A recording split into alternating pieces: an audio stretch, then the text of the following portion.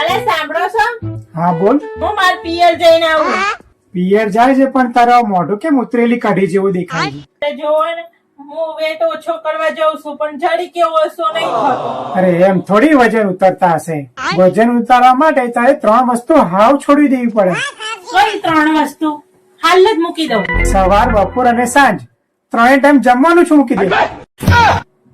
તમારા પાન તો સલાહ ના લેવાય. તમારા પાન સલાહ લે ને એ માના સામે આ મોકલી જાય. એ ઉભી રે. તું પિયર જાય છે ને તો રસ્તામાં બેંક આવે ને તો બેંકમાં હે ને 1 લાખ રૂપિયા જમા કરાવતી આવે.